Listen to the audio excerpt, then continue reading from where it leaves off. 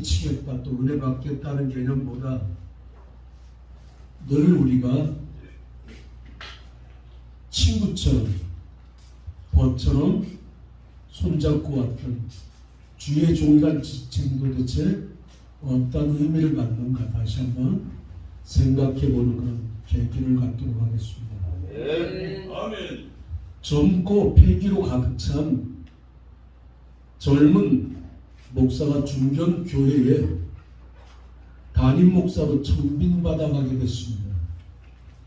평소에 기도도 해왔고 또 바라던 바였지만 분에 넘치는 은혜 같아서 마음 한켠은 잘해야 되겠다라는 생각 때문에 늘 부담감으로 힘이 들었습니다.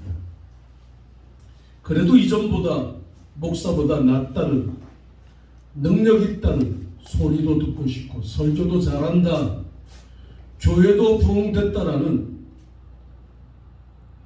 교인들의 칭찬을 받고자 하는 생각 때문에 교인들을 복가대로 닥달했습니다. 그리고 어느덧 교회가 이전보다 성장한 듯 보였습니다. 그러자 목사는 주변 목사들에게 자랑하고 싶은 겁니다. 그래서 자신을 이 교회에 천거해 주셨던 노회장 목사님을 강사로 모시고 부흥회를 하기로 마음먹었습니다. 주변의 지인들 또 아는 목사님들도 전부 초청했습니다. 여러 가지 준비했습니다. 교회 주변도 깔끔하게 정리하고 내부 인테리어도 새로 단장하고 안내위원들은 정장 양복에 여집사님들 예쁜 한복 차려입히고 주변 목사님들도 접대도 잘하고 부흥에 은혜스럽게 잘 마쳤습니다. 그리고 강사님 사례도 충분히 준비해드렸습니다. 그런데 한 가지 아쉬운 부분이 있었습니다. 아무개 목사 보기와 전혀 다르구만, 능력 있어 보여, 목회도 잘하는구만, 칭찬 듣고 싶었던 겁니다. 그래서 마지막으로 강사 목사님에게 저를 위해 한 말씀 조언해 주시고 가십시오라고 청했습니다. 그러자 강사 목사님은 아무 말씀 안 하시고 다음과 같이 4글자를 남기고 가셨습니다.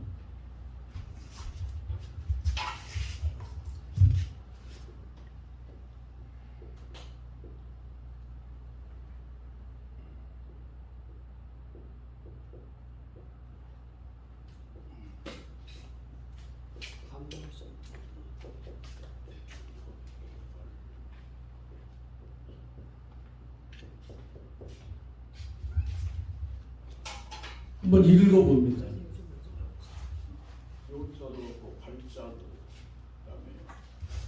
이금성 목사님 혹시 정갑수 목사 아십니까? 모릅니다. 시발로마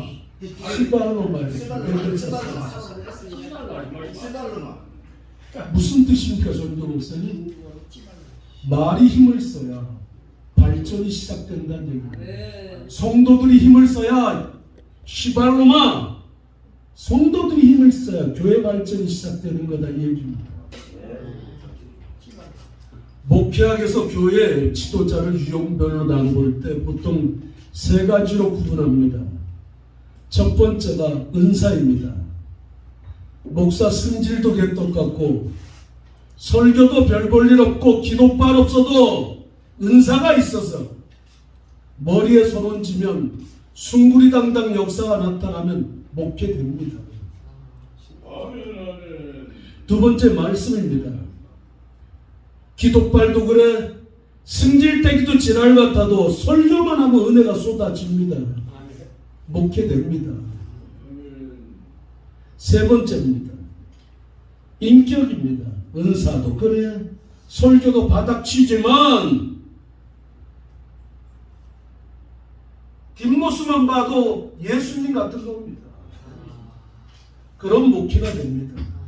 이 셋 중에 하나도 없다. 기도 좀 더 해보시고 하산 준비하시는 게 좋습니다. 이 3가지는 목사가 목회함에 있어서 중요한 리더십이 됩니다. 근데 문제는 이러한 목회자들의 리더십을 놓고 어느 목사가 더 능력이 있느냐, 탁월하냐, 성도들도 주변 목사들도 평가한다는 게 문제입니다. 그리고 심한 경우 성도들의 또 주변 목사들의 이러한 평가는 교회를 분열시키는 원인이 되기도 합니다. 제가 살았던 동네에서 멀지 않은 곳에 모 감리 교회가 있었습니다. 평안하던 교회가 갑자기 소음이 일기 시작합니다. 원인인즉슨 목사님의 영빨이 떨어져서 예배가 은혜가 안 된다 이 얘기입니다. 그래서 담임 목사님을 반대하는 반대파들이 젊고 생동감 넘치는 새 담임 목사님을 청빙해 왔습니다. 주일을 기다리면 난립니다. 한쪽은 본당에서 한쪽은 교육관에서 마치 경쟁하듯 소란스러운 예배가 진행됩니다. 그렇게 교회는 다툼과 분쟁으로 조용할 날이 없었습니다. 그러던 어느 날 주일 낮예배 시간이었습니다. 본당 예배가 진행되고 있는데 낯익은 집사님 한 분이 양복 정장을 깔끔하게 차려입고 강대상으로 소리 없이 올라왔습니다. 그리고는 회중들을 향해 이렇게 외쳤습니다. 성도 여러분, 다시 한번 생각해 봅시다. 이건 정말 아니잖아요. 우리 다시 한번 생각해 봐야 합니다. 정말 하나님께서 우리에게 원하시는 것이 무엇인지 다시 한번 생각해 보길 원합니다. 그리고는 휘발유를 자신의 온몸에 뿌리고 분신했습니다. 이것이 오래전 제가 전도자 시절 주변 교회에서 있었던 사건입니다. 안 되는, 있어서도 안 되는, 있을 수 없는 일들이 교회 안에 어떤 주일날 예배 강대상에서 벌어진 겁니다. 원인이 뭡니까?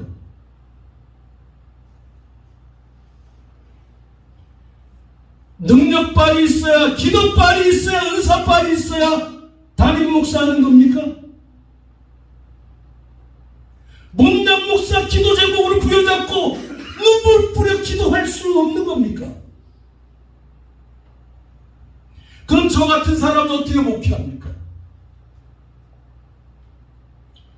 조직 체계학에서 교회를 분류할 때 보통 두 가지 유형으로 분류합니다. 하나는 지상교회입니다. 그리고 또 하나는 천상교회입니다. 지상교회를 우리는 전투하는 교회라 이렇게 말합니다. 왜?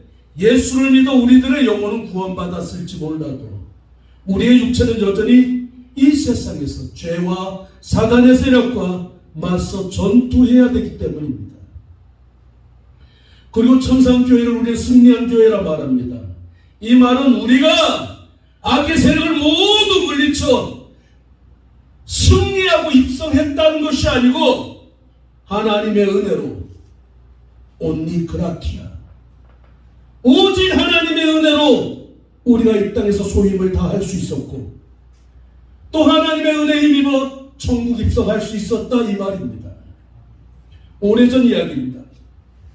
제가 강도사 시절 참석했던 목회자 세미나에서 이동훈 목사님께서 하신 말씀이 기억이 납니다. 여러분, 교회에 문제가 있는 것은 지극히 성경적입니다. 초대교회에도 문제가 있었고 예수님께서 직접 거란 12제자들 중에도 문제가 있었습니다. 중요한 것은 교회에 문제가 있다 없다가 아니라 문제를 교회가 도약의 기반으로 삼고 더욱 일치에 힘을 모으는 것입니다. 아멘. 교회는 문제를 통해 성장해 가는 것입니다. 네. 사랑하는 동역자 여러분, 우린 너무나 익숙해 잘 압니다. 사람 문제 많습니다. 문제투성입니다. 문제 많은 사람들이 모여 이뤄낸 공동체, 문제가 많은 것 당연한 일입니다. 왜 교회가 문제가 있다, 사람이 문제가 있다가 문제가 됩니까?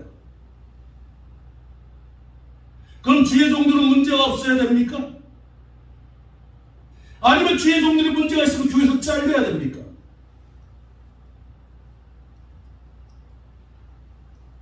인간 자체가 불완전한 존재의 문제투성이기 때문에 이러한 불완전하고 문제투성인 교회, 아니 인간들이 모여 만들어낸 공동체, 교회 안에 문제가 있다는 것이 뭐가 문제가 됩니까?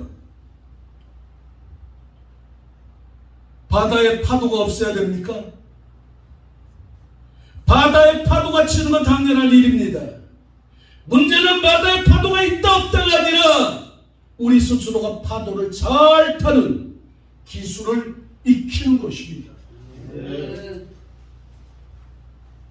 오늘 함께 본 성경 본문에도 고린도 교회 문제가 등장합니다. 그 문제의 발단은 아볼로냐, 베드로냐, 바울이냐 하는 문제입니다. 이들 중에 누가 더 능력 있는 지도자인가 하는 성도들의 개떡 같은 판단이 교회 문제를 야기시킨 겁니다. 바울은 고린도 교회 성도들에게 이 문제를 이해시키기 위해 몇 가지 주의 종의 모습을 말하고 있습니다. 그런데 우리가 여기서 주목할 것은 바울이 교회 지도자들의 모습을 잘난 자들이 아니라 못난 자, 아주 비천한 자의 모습으로 비유하고 있습니다. 함께 본 4장 1절에서 2절입니다. 제가 공동번역 성경을 기록했습니다. 성도 여러분, 여러분은 우리를 그리스도의 일꾼으로 여기고 진리를 맡은 자로 생각해야 합니다. 그리고 맡은 자에게 무엇보다 먼저 요구되는 것은 주인에 대한 충성입니다. 여기서 바울은 주의 종을 두 가지로 얘기합니다. 하나는 일꾼이요, 하나는 맡은 자입니다. 여기서 우리가 잘 아는 것처럼 일꾼은 휘페레테스란 말입니다. 로마 해군의 군함 맨 밑바닥에서 노를 젓는 자를 말합니다. 그들의 발에는 쇠로 된, 밧줄이 아니라 쇠로 된 착고가 채워져 있습니다. 왜? 군함이 적군에게 파괴되면 너도 군함과 함께 죽으라 이 얘기입니다. 그런데 바울이 왜 이러한 주의 종을 목숨을 발에 착고를 차고 힘차게 노를 젓는 노예에 비유했겠습니까? 주의 종, 주의 일을 맡은 일꾼, 여러분과 바로 제가 그리스도의 일꾼이요. 아멘입니다. 아멘. 발에 착고를 차고 군함과 함께 목숨을 같이 하는 이들과 같기 때문에 바울이 우리를 휘페레테스에 비유한 겁니다. 하나님의 은혜로 주의 종으로 부름받았습니다. 하여 일평생 내 맘대로 살아보지 못했고 한 번 내고집 부려보지 못했고 가슴에 목받쳐 올라오는 이 답답한 말조차도 제대로 한 번 해보지 못하고 이렇게 엎드리고 살았는데 교회를 위해 죽도록 일하다가 교회와 함께 일생을 마감할 여러분과 제가 바로 하나님의 일꾼이다 이 얘기입니다. 또 하나 주의 종의 모습을 맡은 자로 비유하고 있습니다. 맡은 바 잘 아는 얘기입니다. 오이코노모스란 말입니다. 집안 살림을 맡아 관리하는 청직입니다.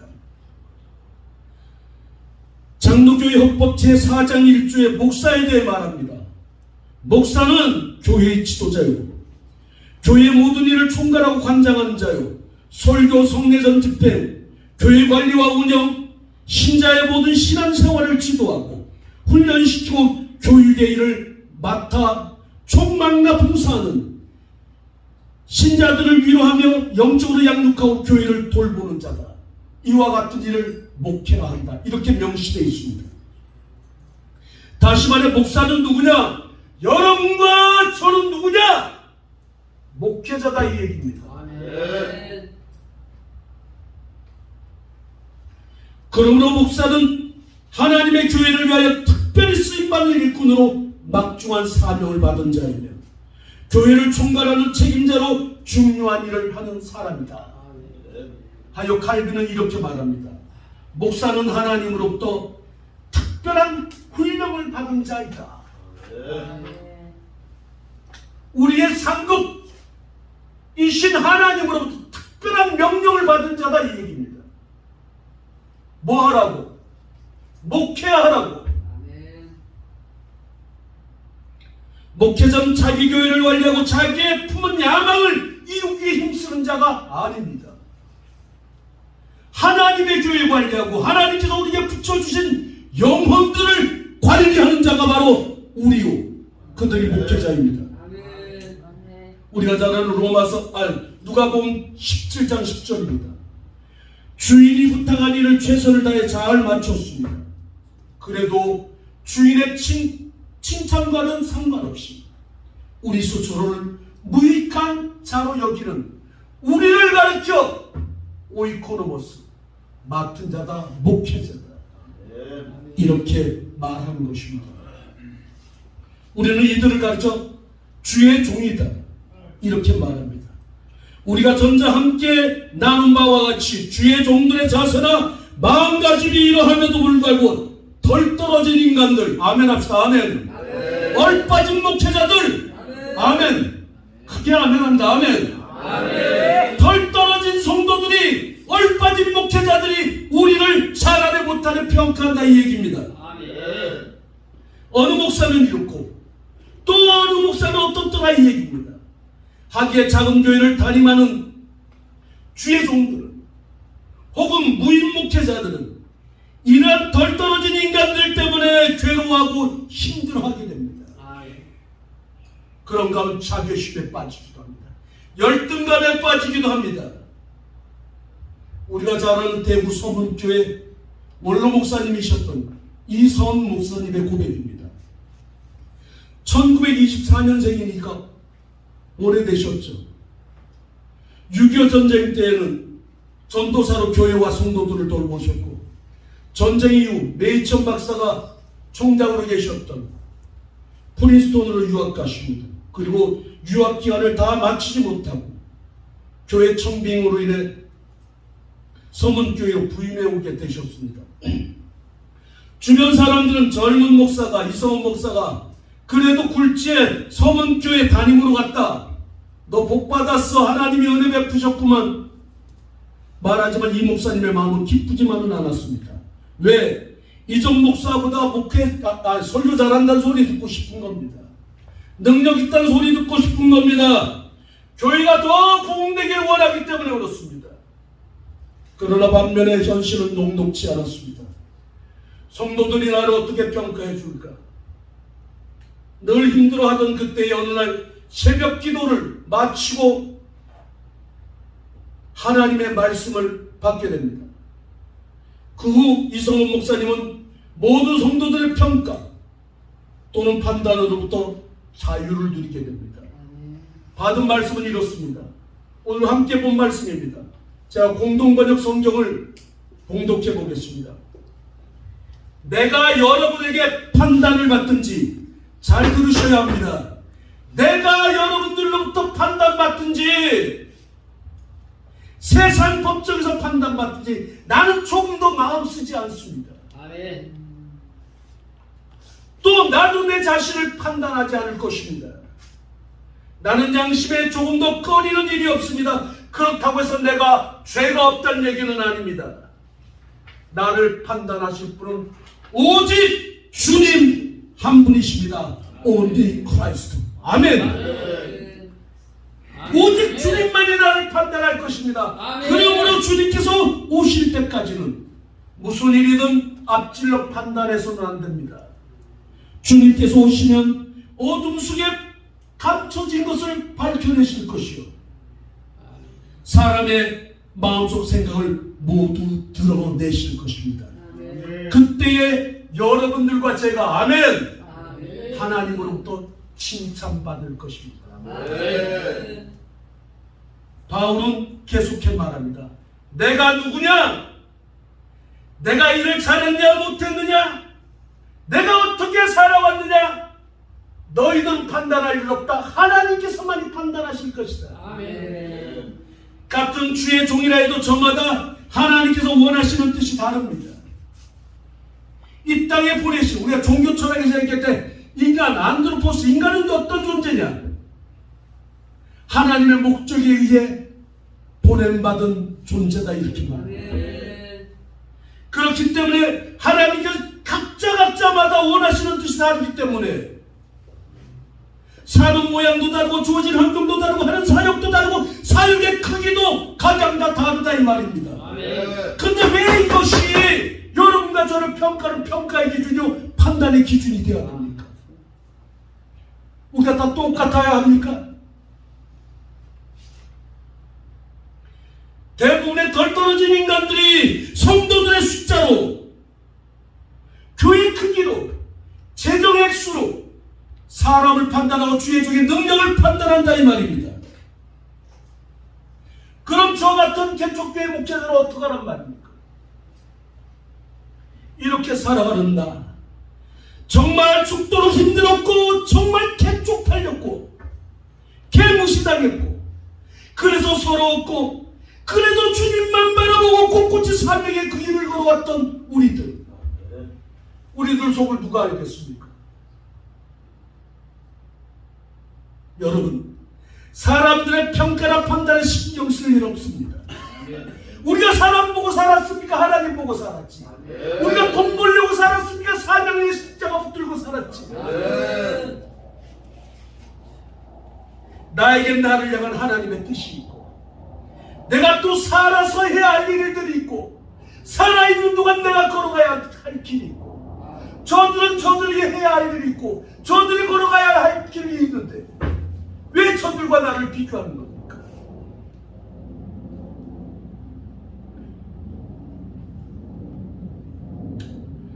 누가 잘했느냐 하는 평가는 이 땅에서 하는 게 아닙니다.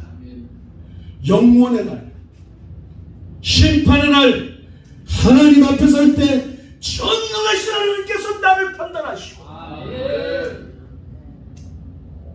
내게 멸관과 상급을 주실 걸 믿습니다. 운동선수는 운동 경기 중에 이겼다 졌다 말하는 거 아닙니다. 게임의 승부는 끝나봐야 하는 거예요. 이 땅에서 평가되는 게 아니라 요단강 건너가 봐야 한다 이 말입니다. 근데 왜 이 땅에서 힘들고 어려운 것도 힘이 들고 괴로운데 잘했네 못했네 나를 판단하냐 이 말입니다.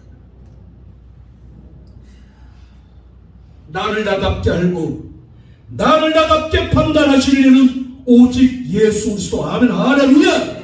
그분 한 분뿐이십니다. 그분이 오시면 내 쑥물처럼 퍼렇게 묻는 가슴을 만져주실 것이요 그분이 오시면 죽도록 힘들었지만 성을 감당하며 뭉클했던 나의 속마음을 알아줄 것이요 내 어깨를 보듬어 주시고 서러워 울고 쪽팔려서 울고 개무시당해 울었던 내 눈물을 닦아주시며 잘했다 칭찬해 주실 거라 이 말입니다. 두 번째 교회 지도자의 모습입니다. 9절에서 10절입니다. 하나님의 사도인 우리를 죽이기로 작정한 같이 미만해 두셨다. 우리는 세계 곧 천사와 사람에게 구경거리가 되었다. 바울은 주의 종을 검투사 또는 사형수로 비유하고 있습니다. 원형극자의 검투사 글래디에이터를 말합니다. 검투사 그들은 생명을 건 싸움에서 살아난 뒤에 죽을 힘을 다해 싸웁니다. 그러나 구경하는 구경꾼들은 재미로 즐긴다 이 말입니다. 누가 죽든 살든 그들에게 상관없습니다. 바울이 주의 종들을 이렇게 비유하는 데 이유가 있습니다. 다시 말합니다. 얼빠진 기존교회 목회자들, 덜 떨어진 성도들, 그들의 서툰 판단들이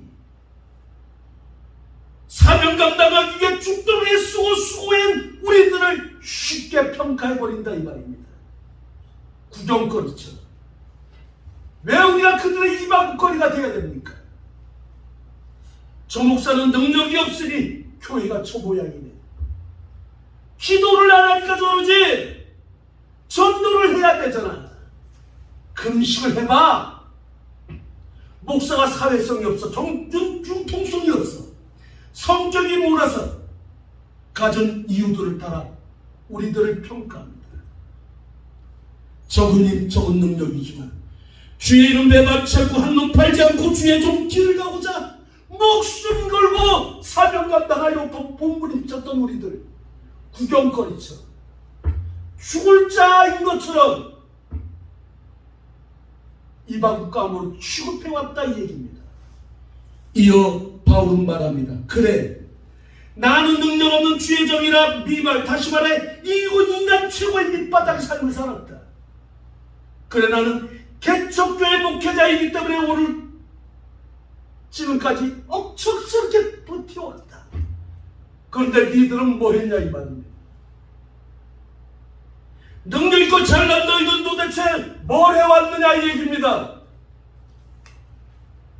그럼 능력이 충만한 큰 교회 목사인 너희들 돈 자랑해왔냐? 성도 수 자랑해왔냐? 성도들 자랑해왔냐? 그래 하나님의 은혜 빙자에 세상 낙 즐기기에 급급했냐 이 말입니다. 그래서 우리들은 니들의 이방웃거리요 구경거리일 뿐이냐 이 말입니다. 하나님의 은혜 받았다는 그 이유만으로 개척교회 우리들 총질하고 칼질해왔다 이 말이죠. 사랑하는 동역자 여러분, 우리는 압니다. 서로 말하지 않아도 주의 종이라는 이유 때문에 우리 속에 말 못한 사연들 있잖아요. 숨기고 싶은 아픔들이 많이 있지 않습니까? 말 못하는 심정, 가슴 아픈 사연들 서로 알아주고 공감해줘야 됩니다.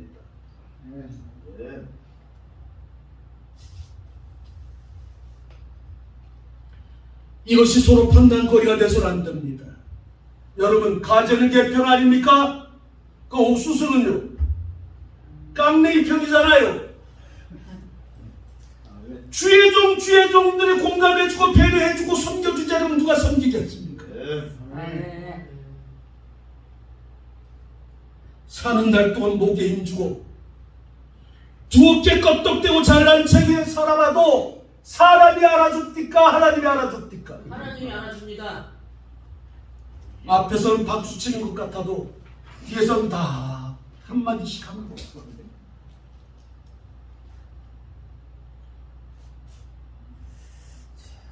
죽으면 집에 있으나 산에 있으나 똑같고 죽으면 산에 뿌리나 강에 뿌리나 똑같고 동산에 붙든 들에 붙든 똑같고 버리면 개도 안 물어갈 주의 종들의 자존심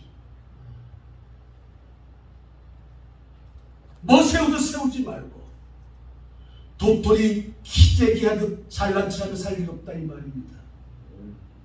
혹자든 주의 종들의 자존심을 씹다 뱉어버린 단물 빠진 껌조가리에 비유합니다. 또 단물 다 빠지면 깨끼박대기 쓰레기통 뚜껑 열고 버려버리듯 주의 종들의 자존심을 그렇게 비유합니다. 누군 그럽니다. 주의 종들의 똥 개도 안 먹는다고. 왜? 다 타서 맛이 없답니다. 아멘. 제게 그렇습니다. 그러나 사랑하는 동역자 여러분, 제가 오늘 이 자리에서 여러분들과 함께 공감하고 싶습니다. 이러한 주의 종들에게도 멸류관이 있고 영광이 있고 주의 종들에게 잘해야 됩니다. 그래야 못 받습니다. 왜? 못난 것 같아도 여름마저는 전능하신 하나님의 오른팔에 붙들림 받은 별이요 아멘. 금초대이기 때문입니다. 4장 13절입니다. 당시 고린도 지방 사람들이 가장 싫어했던 것이 있었습니다. 그것은 바로 바람에 날리는 먼지와 공중 목욕탕에 띄었습니다. 이것을 바울은 이렇게 성경에 기록하고 있습니다. 세상의 더러운 것과 만물의 짓기. 바울은 주의 종들을 이렇게 목욕탕에 때 바람에 날리는 먼지에 비유했습니다. 왜? 당시 고린도 교회 교인들이 주의 종들을 이렇게 취급했기 때문입니다. 이어 바울은 12절입니다. 공동 번역입니다. 제가 봉독해 보겠습니다. 나는 그리스도를 위해 바보가 되었습니다. 그러나 당신들은 똑똑한 자가 되었습니다. 나는 여러분들을 위해 약자였고 여러분들은 늘 강자였습니다. 여러분은 명예를 누리는데 나는 멸시를 받아야 했습니다. 나는 지금까지 굶주리고 목마르고 헐벗고 매맞으며 집도 없이 떠돌아다녔습니다. 그러면서도 나는 나를 비방하는 자를 축복해줘야 했고 내가 받는 박해를 참아내야 했고 비방받을 때에도 좋은 말로 대답해야만 했습니다. 그래서 나는 지금까지 지금 이 시간도 세상의 쓰레기처럼 인간의 찌꺼기처럼 취급받아야 했습니다. 여러분 바울의 심정이 이해가 가십니까? 사랑하는 동역자 여러분, 전도사도 사람이고 아멘. 강도사도 사람이고 선교사도 사람이고 목사도 사람입니다. 당연히 사람답게 대우받아야 하고 사람답게 존중받아야 합니다. 교회가 크든 작든 마땅히 주의 종으로 인정돼야 하고 그들의 수고로움을 우리가 공경해줘야 하고 그리고 주의 종답게 대우하고 대우받아야 합니다. 오늘 기록한 바울의 고백을 보십시오. 나는 배와 함께 죽고 사는 노예처럼 교회를 위해 일해왔다. 그러나 너희들은 나를 판단하고 정죄해왔다. 나는 원형극장의 검투사처럼 목숨을 걸고 교회와 복음을 위해 싸웠다. 그러나 너희들은 나를 구경거리로 생각했다. 그리고 나를 죽이기로 작정한 한 자처럼 여겼다. 나는 만물의 지키처럼 목욕당할 때처럼 취급을 받았다. 그러나 나는 참고 견뎌야 했다. 하고픈 말도 참아야 했다. 그러면서도 너희를 축복해야 했다라고 기록하고 있습니다. 왜? 복음 때문에. 왜 째려봅니까? 아멘 해야지. 무섭잖아요, 째려보니까. 왜? 하나님의 교회 때문에. 왜? 하나님의 영광 때문에. 마지막 영광의 그날 내가 이 세상 일 다 마쳐 주님 앞에 설 때 그분은 내 마음 아실 거라 믿었기 때문에. 그리고 찌질한 나를 하나님은 칭찬해주고 수고했다고 품에 품어주실 거라 믿었기 때문에.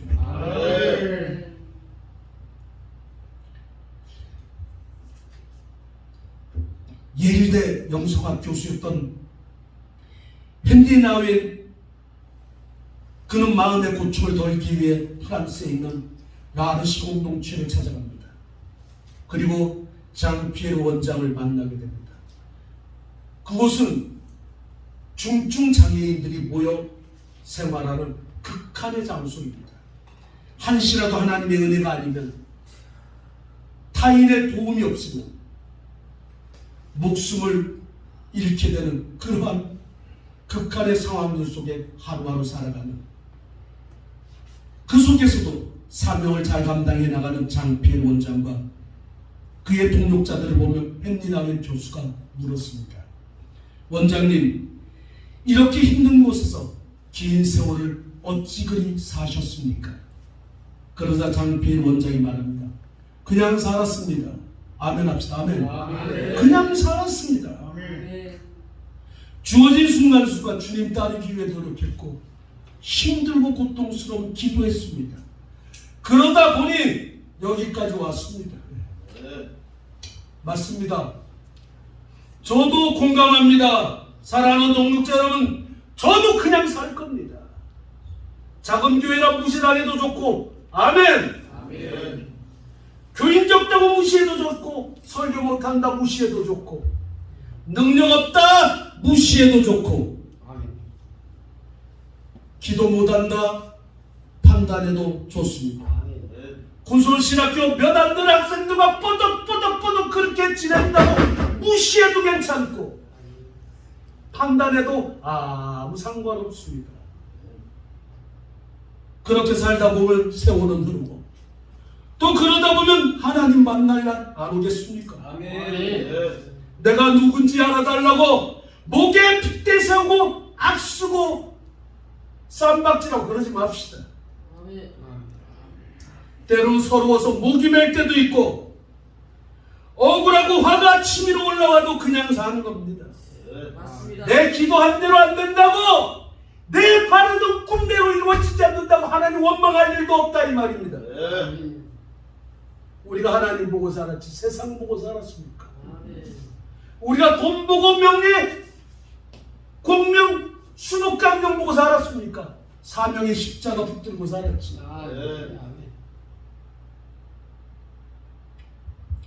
우리가 주의 종으로 마땅히 대접받을 수 있어도 사람에게 영광 구하지 않았고 오히려 나를 내어주고 유순한 어머니처럼 성도와 교회를 감싸고 섬기기를 다했으면 우리가 교회를 사랑하고 하나님을 사랑하고 성도들을 사랑했기 때문 아닙니까? 말로만이 아니라 내 목숨까지라도 내어주기를 기뻐했으면 우리가 주의 종의 길을 선택함이 하나님을 사랑한다는 그 한 가지 이유 때문이지 않았습니까? 꼭 기억하셔야 됩니다. 강해야 이기는 게 아닙니다. 끝까지 버티고 견뎌내야 이기는 겁니다. 잘해야 크게 해야 칭찬받는 게 아니고 바로 정직하게 해야 하나님의 칭찬받습니다. 지금까지도 그 힘든 시간 잘 견뎌왔는데 앞으로 무슨 일이 있든 어떤 환경이 닥치든 뭐가 무섭겠습니까? 여러분, 삶은 돼지머리가 뜨거운 물이 무섭겠습니까?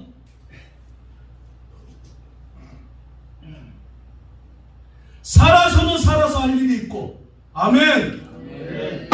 죽어서는 돌아갈 집이 있고 나 기다려주는 분이 계신데 뭐가 무섭겠습니까?